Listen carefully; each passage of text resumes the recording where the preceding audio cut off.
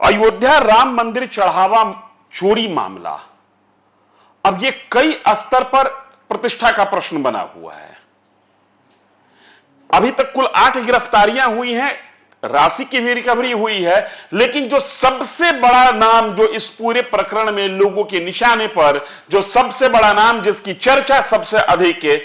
उसकी गिरफ्तारी अभी तक नहीं हुई है। लेकिन ताजा खबर यह है कि चंपत राय बंसल ने अपने निहायत ही निजी लोगों को कहा है कि मैं अयोध्या से कलंक लेकर वापस नहीं जाऊंगा। आप देखना शुरू कर चुके हैं न्यूज फॉर नेशन, मैं हूं आपके साथ धीरेन्द्र। क्या चंपत राय बंसल को भी अब यह एहसास होने लगा कि अयोध्या राम मंदिर दान चोरी मामले का कलंक का दाग अब उनके दामन पर लग सकता है? यह मैं नहीं कह रहा हूं, सूत्रों के हवाले से जो जानकारी मिल रही है उस जानकारी के अनुसार चंपत राय बंसल ने अपने करीबी को कहा है कि हम अयोध्या से कलंक का दाग लेकर वापस नहीं जाएंगे। गौरतलब है कि एसआईटी ने अपनी प्राथमिक रिपोर्ट मुख्यमंत्री को सौंप दी, उत्तर प्रदेश के मुख्यमंत्री को सौंप दी, और उस रिपोर्ट के सौंपने के बाद कुछ एक लोगों के खिलाफ एफआईआर दर्ज किया गया और कुल 8 लोगों की गिरफ्तारी अभी तक हो चुकी है, जिसमें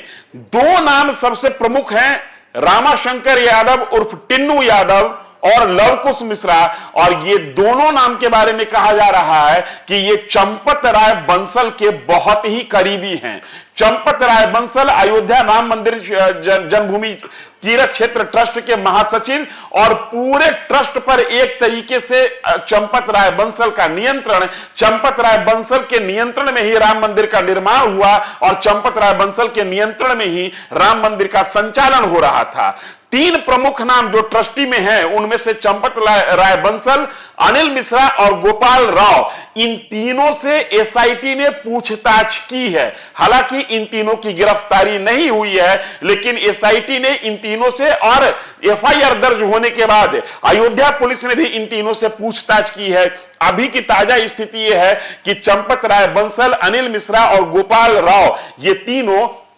एकांतवास में है। ऐसे तो कहा जा रहा है कि अज्ञातवास में है, लेकिन इसको अज्ञातवास न कहा जाए, इसको एकांतवास कहा जाए। इनकी संलिप्तता से अभी इनकार नहीं किया गया है, क्योंकि इनके जो करीबी हैं उनके यहां से जब पैसा रिकवरी हो रहा है, जो टिन्नू यादव आज के 20 साल पहले ऑटो चलाया करता था, किराए पर ऑटो लेकर, उसका ऑटो भी उसका अपना नहीं था, उस टिन्नू यादव की हैसियत चंपत राय बंसल के ड्राइवर और उसके सहयोगी बनने के बाद जिस तरीके से बढ़ी है, अब लोग ये कह रहे हैं कि भले ही चंपत राय बंसल ईमानदार हो, भले ही चंपत राय बंसल ने अपने जिम्मे एक चवन्नी नहीं लिया हो, लेकिन चंपत राय बंसल इस आरोप से इनकार नहीं कर सकते हैं कि उनकी सरपरस्ती में उनके नाक के नीचे चोरी का बदस्तूर दौर जारी था। हर दिन चोरी हो रही थी और चंपत राय बंसल आंख मूंदे हुए थे। ऐसी भी जानकारी आ रही है कि इस जो दान चोरी का जो मसला है, इस पर पहले भी सवाल खड़े किए गए थे। कुछ एक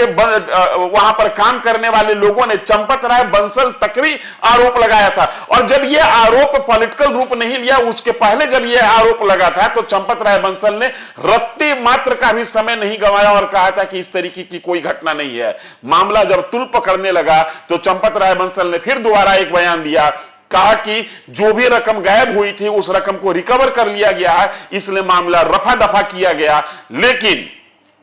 जब मामला तुल पकड़ना शुरू हुआ और मुख्यमंत्री योगी आदित्यनाथ के निर्देश पर एसआईटी का गठन हुआ, तब से चंपत राय बंसल के पेशानी पर बल पड़ने लगे और चंपत राय बंसल लोगों के निशाने पर आने लगे। अभी तक कुल मिलाकर इस पे 8 आरोपियों की गिरफ्तारी हुई है। जो चौंकाने वाला मामला यह है, जांच में यह बड़ा खुलासा हुआ है कि गिरफ्तार किए गए 8 आरोपियों में से 6 आरोपी वाराणसी के एक सिक्योरिटी फर्म सैनिक सिक्योरिटी सर्विसेज के पेरोल पर थे। अब इसमें जो रुपए की गिनती हो रही थी वो होती कैसे थी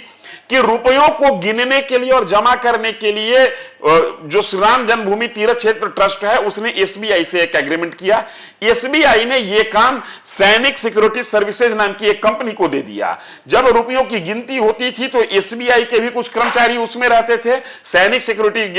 सर्विसेज के भी कुछ कर्मचारी रहते थे, और टिन्नू यादव जैसा शख्स जो कि चंपत राय बंसल का वरदहस्त है अनिल मिश्रा जैसा शख्स, लवकुश मिश्रा जैसा शख्स वहां पर मौजूद रहता था। इन तीनों की निगरानी में कैश की गिनती होती थी और उसको जमा किया जाता था। इस एजेंसी ने, सैनिक सिक्योरिटी एजेंसी ने कहा कि अयोध्या के नया घाट स्थित स्टेट बैंक ऑफ इंडिया की शाखा ने मंदिर के कैश काउंटिंग के लिए उसको हायर किया था। एजेंसी के मालिक और डायरेक्टर गौरव सिंह ने बताया कि उनकी कंपनी का मंदिर ट्रस्ट से कोई सीधा संबंध नहीं है, बल्कि वे एसबीआई के वेंडर थे। स्थानीय ब्रांच ने खुद 19 लोगों के, जो एसबीआई का स्थानीय ब्रांच है, ये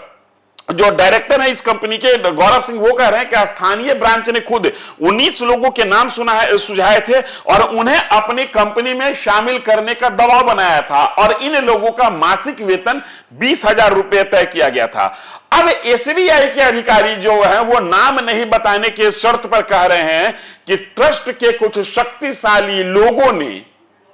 इन लोगों को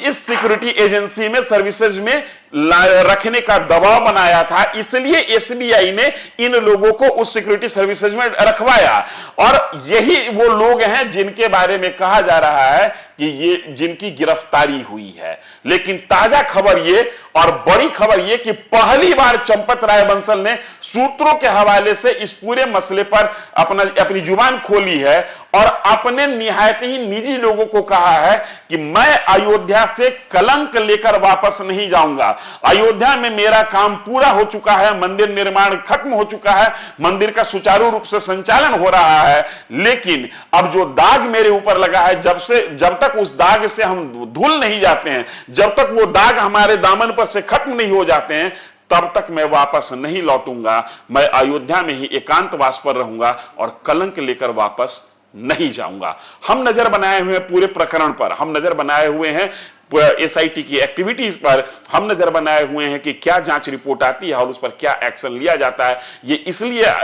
महत्वपूर्ण है कि ये करोड़ों लोगों के लिए आस्था का प्रश्न है, ये करोड़ों लोगों के विश्वास का प्रश्न है। जिस मंदिर के निर्माण के लिए 550 साल लोगों ने संघर्ष किया, अनगिनत लोगों ने अपनी प्राण की आहुति दे दी, अनगिनत लोगों ने अपना घर जमीन बेचकर दान किया है, ये उन तमाम लोगों के आस्था का प्रश्न है, ये उन तमाम लोगों के विश्वास का प्रश्न है, ये सनातनियों के सत्य और विश्वास का प्रश्न है। हम पूरे प्रकरण पर नजर बनाए हुए हैं, आप नजर बनाए रखिए न्यूज़ फॉर नेशन पर। धन्यवाद।